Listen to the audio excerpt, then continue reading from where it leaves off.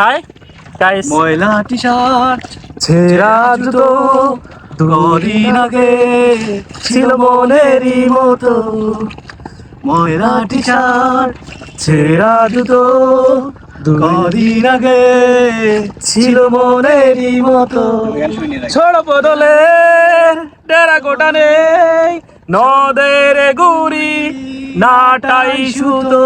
গুড়ি তুমি কার আকাশে উড়ো, তোর আকাশ কি আমার চেয়ে বড়, তার আকাশ কি আমার চেয়ে বড়। অমাইক গান গেয়ে আমাদেরকে শুনাইলেন আমাদের নজরুল ভাই। অমাইক হয়েছে গানটা। জায়গাটা অনেক সুন্দর, দেখতে পাচ্ছেন আমরা মেঘনা নদীতে আসি এখন একটা নৌকাতে, খুব ভালোই লাগতেছে। আর এখানে ফাঁকিবাজ আরেকটা লোক আছে, বোলার ফাঁকিবাজ লোক, যদি বা অনেকক্ষণ থেকে ভালো গান গায় কিন্তু আমাদের একটা গানও শুনে নাই। আকাশটা কি চরমাই রে ভাই, আম দিস না বেটা, আম দিস না। ধরো না গানটা, ধরো না। আসি নহরি কিটা হইতাম নহরি গান।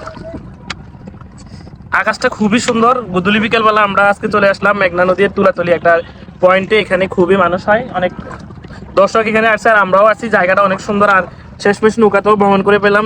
মেঘনা নদীতে যদিও বা ট্রলারে এই লঞ্চে দুই একবার আসছি আর গেছি, নৌকাতে উঠা হয় নাই।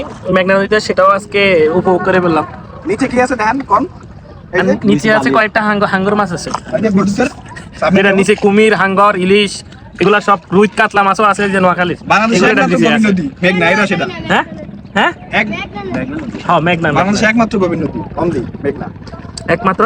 গভীর এই মেঘনা নদী কিসের বিখ্যাত, মানে কিসের জন্য বিখ্যাত আপনার মনে হয়? গভীরের জন্য। হ্যাঁ, উত্তরটা পেয়ে গেলাম। মেঘনা নদী হচ্ছে গভীরের জন্য। ওরো ওরো আকাশের দিকে তাকাইছিল। এই যে এই গান, এটা ধরলে তো হইতো। এমন হোক না